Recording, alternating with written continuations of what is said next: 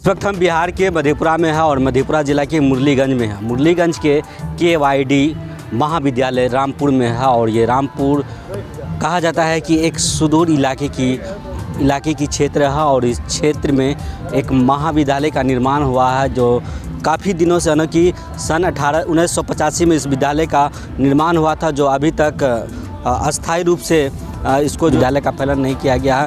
आइए इसका जो संस्थापक उनसे हम बात करते हैं कि क्या परेशानी है कि विद्यालय को अभी तक बंद कर रखा गया है। जी, उसे विद्यालय बंद है, क्या परेशानी है?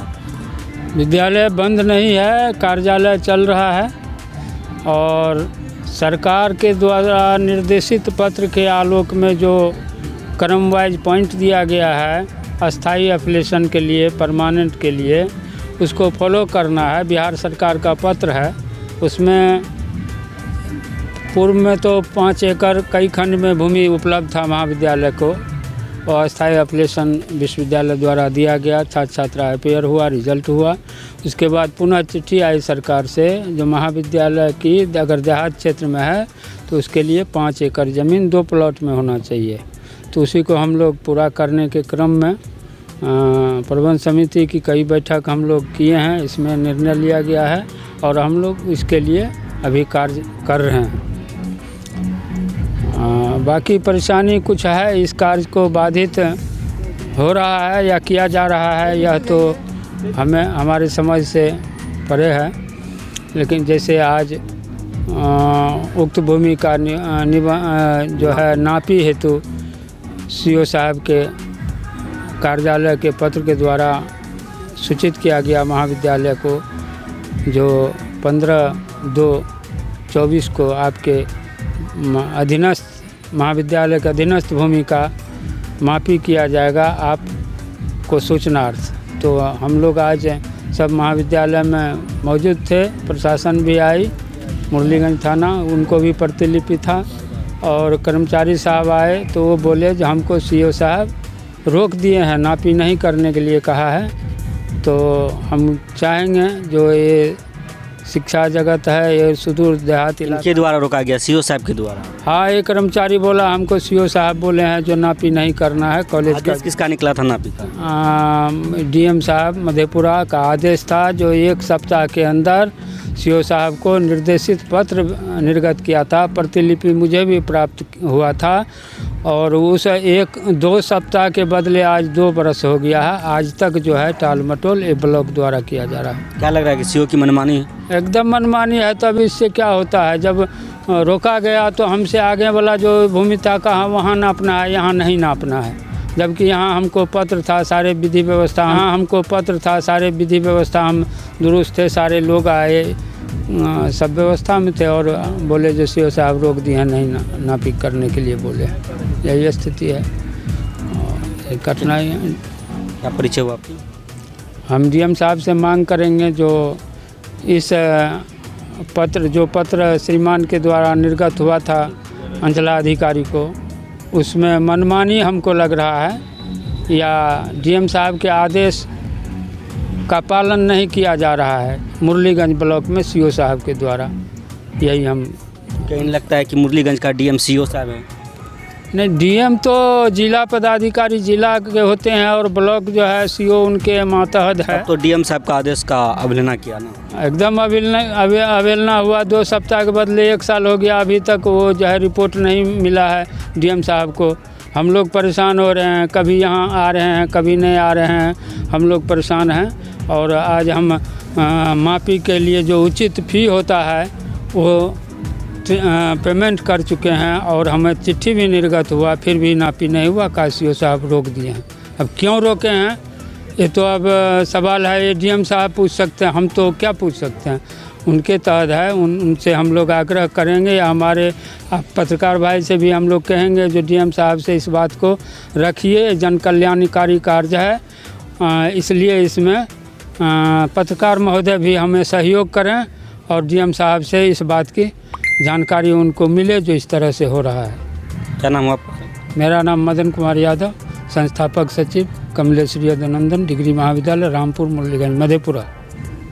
तो इस कॉलेज को 5 एकड़ ज़मीन दान दिए है और काफ़ी लोग एक धुर ज़मीन देने के लिए तैयार नहीं होते हैं, लेकिन इस सुदूर इलाके में और गरीब बच्चों और बच्चों की पढ़ाई को लेकर चाचा जी ने 5 एकड़ ज़मीन दिए है। इनसे हम बात करेंगे। जी, आप 5 एकड़ ज़मीन दिए इसको? 5 एकड़ ज़मीन दिए हैं, रसीद कटा के 5 एकड़ ज़मीन दिए कि बाल बच्चा को वहाँ सबको पढ़ने लिखने में सुविधा होगा। तो फिर ये कॉलेज का जो ज़मीन दिए तो नापी क्यों नहीं हो रहा है? अब तो अगला वाला जानेगा ना, हम तो देने के मालिक हैं, अगला वाला जानेगा ना, सीओ साहब को मर्जी है। क्या लगता है सीओ का अगर मनमानी है?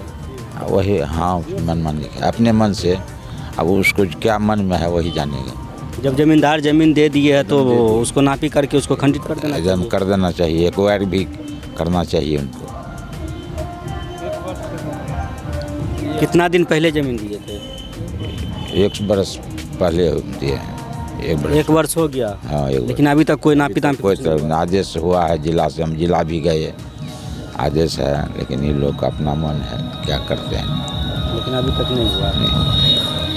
ज़मींदार के द्वारा ज़मीन भी दे दी गई है, लेकिन जो मुरलीगंज के सीईओ है, अंचलाधिकारी है, उनके द्वारा अभी तक सरजमीन पर न पहुँच कर न उनकी नापी करवाई है, न उनकी बाउंड्री करवाई है। और यहाँ के संस्थापक कुछ जो इस कॉलेज को चलाते हैं, कॉलेज के जो अंग हैं, उन लोगों से हम बात करेंगे कि क्या परेशानी इन लोगों के साथ हो रही है। जी बताइए, पूछा जाए क्या परेशानी हो रही है आप लोगों को कॉलेज चलाने में? व्यक्तिगत रूप से हमको बाल बच्चों के लिए परेशानी है। जो हमारा बाल बच्चा शिक्षा के नाम पर अवरुद्ध है। मुझे व्यक्तिगत अपनी कोई परेशानी नहीं है। यहाँ पढ़ाई लिखाई या शिक्षण संस्थान जो बंद कराया गया, जो संस्थान में रेगुलेशन विद्यार्थी छात्र पढ़ के पास होता है और बीच में एकाएक अवरुद्ध पाया गया। अवरुद्ध करने की जो का मंशा अधिकारी का है, यह तो बड़ा नफरत की दृष्टिकोण वाला है। हुआ है क्या कि हमको 2 पार्ट में ज़मीन देनी थी। एक पार्ट हम पूरा किए जो हमारा बाल बच्चा पढ़ा, दूसरा पार्ट हम पार्ट में आए जो सरकार की शर्त पूर्णतः हमें पूरा करना था। दूसरी पार्ट के लिए हमको अंचलाधिकारी मुरलीगंज इन्होंने प्रस्ताव अग्रसारण करने से, डीएम साहब को देने से इन्होंने अपने आप को वंचित रखा। ना जाने या पार्टी बन जाते हैं या तो किनके तरफ से यह काम करते हैं हमारे अंचलाधिकारी, इनको तो भगवान ही बतावेगा। हमको ऐसा बुझा रहा है सीओ साहब कि वह शिक्षा मामले में यह बहुत बड़ा ही कमज़ोर व्यक्ति साबित हुए हैं, या दूसरे के स्टैंड पर चलते हैं या दूसरे के बताए हुए बात चलते हैं। जो शिक्षा हमारा आज तक ST/SC के क्षेत्र में अवरुद्ध है।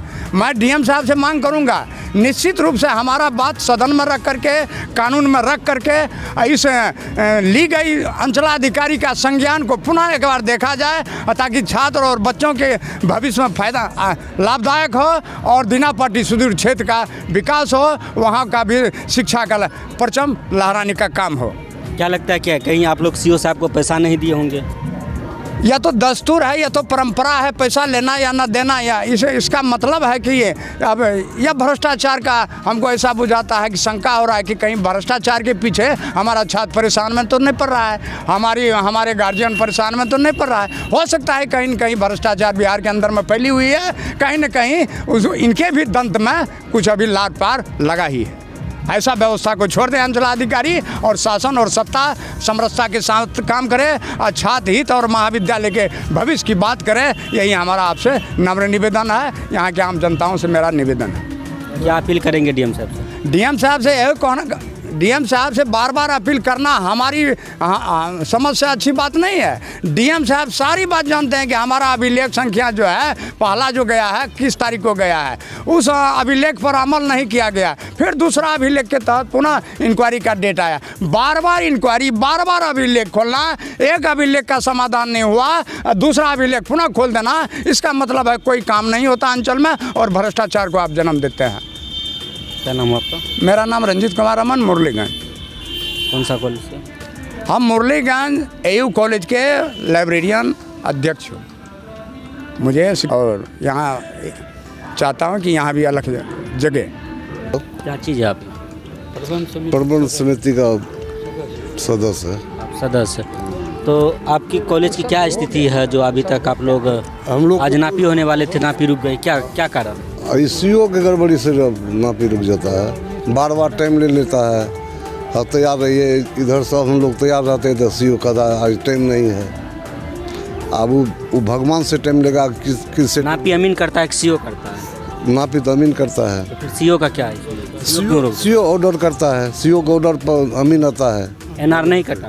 हाँ, अनार कटा दिए हैं। एनआर जब कट गया तो सीओ क्यों रोका? हाँ, सीओ क्यों, आप कैसे रोक दिया? तो सीओ के मन में अब क्या है? हाँ, बिना कानून का आपने वो रोक दिया, अपना मालिक बन जाता है सीओ। कि अंचल का डीएम वही बन जाता है? वही बन जाता है, लगता है डीएम हम ही है। अब डीएम कहाँ क्या करेगा? तब डीएम का जाएंगे तब पूछेंगे सर आपको आदेश क्यों नहीं मानता है, आप किसके पास हम जाएंगे, हमारा काम कहाँ से सुधार होगा, यही न पूछेंगे हम। आपका क्या नाम है? हमारा नाम है धीरेन्द्र यादव। के उपाध्यक्ष हैं। उपाध्यक्ष?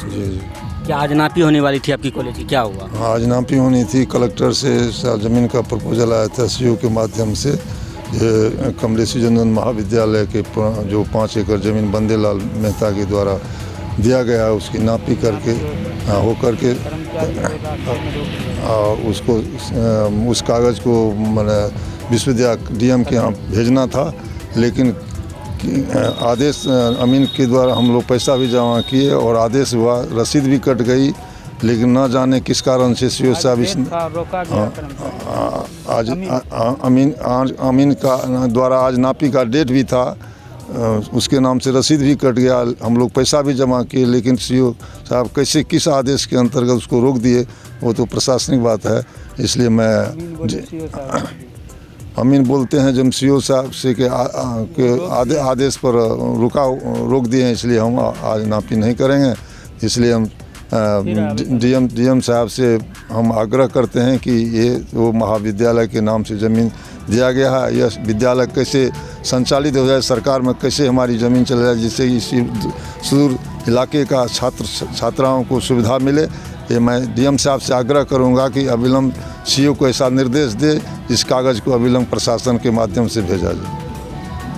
त्रिपुरा कई बार बीएन मंडल यूनिवर्सिटी भी गए, मेहनत कर रहे हैं, आज और नापी होने वाले थे, नापी असगती को रोक दिया गया है। 15/9/21 ईस्वी में बिहार सरकार से नई चिट्ठी के तहत वो पहले जो खेसरा सब मालूम था, जो कि कई खंडों में बटा हुआ था, और 15/9/21 ईस्वी के दौरान सरकार ने दो खंडों में इसको ज़मीन की नापी को मांगा है।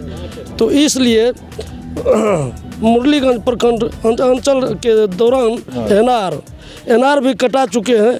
उन एनआर के तहत ये 5 तारीख को स्वीकृत मिला है नापी करने के लिए, और 15 तारीख को, लेकिन ये सीओ साहब के आदेश पर ये कर्मचारी जो नापने वाले हैं उनको रोका गया, जो आज नापी नहीं होगा।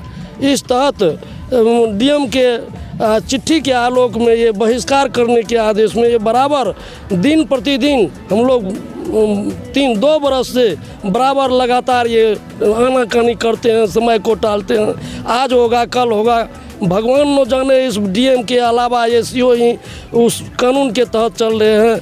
लेकिन हम लोगों का आदेश है जो किसी भी तरह से ये किन प्रकार नापी हो करके ये अंचलाधिकारी के द्वारा ये डीएम कन पहुंच जाएंगे, तो हम लोगों का ज़मीन का जो रजिस्ट्री है निःशुल्क आवेदन के तहत ये हो जाएगा, और हमारे जो छात्र छात्रे हैं वे निकल करके बाल बच्चे का नामांकन होना अति आवश्यक है, और हो जाएंगे, यही हम लोग जानते हैं। ये सरासर अंचलाधिकारी जो सीओ होते हैं उनके ही गलती से ऐसा होते जा रहा है, न जाने जो कब ये सुदृढ़ हो जाएंगे। यही विनती है हम लोगों का। क्या नाम आपका? विजेंद्र प्रसाद यादव, जो कमलेश्वरी यदुनंदन डिग्री महाविद्यालय रामपुर के मैं सहायक प्राचार्य हूँ।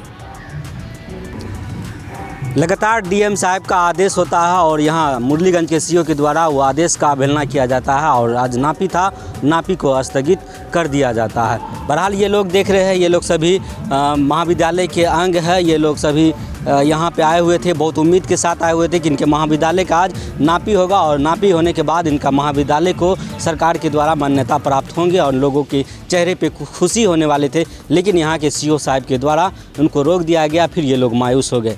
लेकिन बहरहाल आप लोग की क्या रहा है, ये सारा विषय जांच का विषय बनता है कि इस तरह से लगातार सीओ साहब के द्वारा मनमानी कर रहे हैं, आखिर क्या आगे की उनकी रणनीति है, क्यों महाविद्यालय को बनने से रोक दिया जा रहा है, नापी नहीं किया जा रहा है, तो ये सारा चीज़ जांच का विषय बनता है। बहरहाल आप लोग की क्या रहा है? अगर आप लोग हमारे चैनल को यूट्यूब पर देख रहे हैं तो चैनल को सब्सक्राइब करें, फेसबुक पेज के माध्यम से देख रहे हैं तो वीडियो को ज़्यादा से ज़्यादा शेयर करें, लाइक करें, कमेंट करें। मिलते हैं अगले वीडियो में। धन्यवाद।